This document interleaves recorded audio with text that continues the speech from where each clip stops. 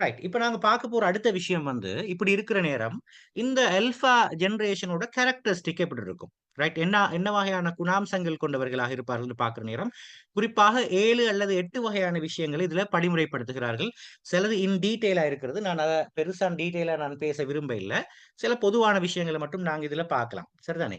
Right. இப்ப நீங்க பார்க்கலாம், இந்த டிஜிட்டல் யுகத்துல நெறைய பிரச்சனைகள வந்து நாங்க பார்த்துக் கொண்டிருக்கிறோம். என்ன மாதிரியான இஷ்யூஸ் எல்லாம் இதுக்குள்ள இருக்குன்னு சொல்லிட்டு. ரைட். உதாரணமா இந்த காலத்தில் இருக்கிறவங்க இப்ப இந்த இந்த டிஜிட்டல் உலகத்தோட சம்மந்தப்பட்டவர்கள் இந்த இந்த டாபிக் உள்ள போறதுக்கு முன்னாடி, நீங்க பார்க்கலாம் இப்ப ஒரு இஷ்யூ இருக்குது. இப்ப நீங்க சாதாரணமா பார்த்திருப்பீங்க யங் ஜெனரேஷன்ல. இது நாங்க கேஸ் என்று சொல்லுவாங்க. அல்லது வந்து இதுக்கு இன்னொரு பேர் இருக்குது. கம்பல்சிவ் பையிங்ன்னு சொல்லுவார்கள். சரிதானே? கம்பல்சிவ் பையிங் அப்படின்னு சொல்லுவார்கள். அல்லது வந்து அதாவது கம்பல்சிவ் ஷாப்பிங் டிஸார்டர்ன்னு சொல்லுவார்கள். ரைட்? இப்படி ஆட்கள நீங்க பார்த்திருப்பீங்க. இப்படியானவங்க எப்படி என்று சொன்னால், சாதாரணமாக அதாவது அவங்க ஒரு சோசியல் மீடியால கூடுதலாக ஈடுபாடு உள்ளவர்களாக இருந்தால், அ சோசியல் மீடியால காண்ற எல்லா விஷயங்களையும் வாங்கணும் என்று சொல்லி ஆசைப்படுகிறவராக இருப்பார்கள். ரைட்? ஒரு வகையான கம்பல்சிவ் பையிங். அவங்களுக்கு அது தேவையா? இல்லையா? உண்மையா? இது உண்மையிலே நீட் தானா? என்று சொல்லி அத்தியாவசிய அத்தியாவசிய தேவை தானா? அப்படின்ற ஒரு விஷயம் அவர்களுக்கு கிடையாது. அவர் பார்க்கிறத வாங்கணும் என்ற ஒரு சிக்கல் ஒன்று இருக்குது. சரிதானே? அவர் எத பார்க்கிறாரோ, உதாரணமா எது டராஸ்ல பார்க்கிறாரோ, எத வந்து அலி எக்ஸ்பிரஸ்ல பார்க்கிறாரோ, இல்லாட்டி எத வந்து அமேசான்ல பார்க்கிறாரோ, எதெல்லாம் பார்க்கிறாரோ, எதெல்லாம் சோசியல் மீடியால வருதோ, இந்த யாராவது ஒருத்தர் டிக்டாக்ல போட்டிருப்பாங்க, இல்லாட்டி இன்ஸ்டாகிராம்ல போட்டிருப்பாங்க, Facebookல ஏதாவது ஒரு விஷயம் போட்டிருப்பாங்க. எத பார்க்கிறாரோ, அத வாங்குற ஒரு மைண்ட் செட் வந்து அவங்களுக்கு வாங்குறத பார்க்கலாம். ரைட்? அது தேவையா? இல்லையான்றது எனக்கு தேவையான்றது கூட ஒரு விஷயத்த பத்தி யோசிக்கிறது இல்ல. இத நாங்க இந்த இது இது எ வா காண்றதெல்லாம் வாங்குற ஒரு மைண்ட் செட். இது இது ஒரு வகையான சைக்காலஜிக்கலி கூட இதுக்கு பேரு சொல்லியிருக்கிறாங்க.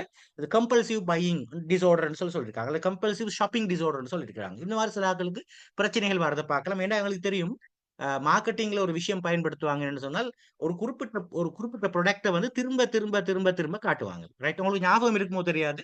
அ முந்தி காலத்துல வந்து உங்களுக்கு தெரியும் இந்த வியாழக்கிழமை நைட்ல வந்து அதாவது டிவில வந்து படம் போடுவாங்க. சரி. படம் போடுற அந்த கால அந்த அந்த பீரியட்ல வந்து அந்த படத்துக்கு முன்னாடி இடையில இன்டர்வல் டைம்ல படம் முடிஞ்சு இந்த பீரியட்ல இந்த இந்த டைம்ல எல்லாம் வந்து ஒரு குறிப்பிட்ட வகையான அட்வர்டைஸ்மென்ட் வந்து திரும்ப போய்த்துக் கொண்டிருக்கும். நான் அந்த அட்வர்டைஸ்மென்ட் பேர் சொல்ல விருப்பம் இல்ல.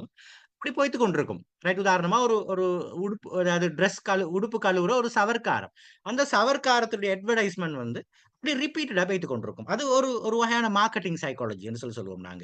ஒரு குறிப்பிட்ட பொருள திரும்ப எங்களுக்கு காட்டுறதன் மூலமாக அதன் அதன் அதன் மேல் இருக்கிற ஈர்ப்பை அதிகரித்தல். இப்ப நீங்க சாதாரணமா Googleல போய்ட்டு ஒரு விஷயத்த சர்ச் பண்ணி பாருங்களேன்.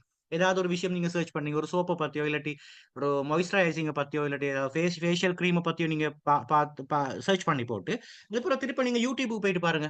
அதுக்கப்புறம் திருப்ப நீங்க Facebookக்கு போயிட்டு பாருங்க. இல்லாட்டி நீங்க Instaல போயிட்டு பாருங்க. அந்த குறிப்பிட்ட எந்த விஷயத்த சர்ச் பண்ணீங்களோ, அதே பொருட்கள் வந்து வேற வேற வேற வேற எல்லா பிளாட்ஃபார்ம்லயும் இருக்கிறத நாங்க பார்க்கலாம்.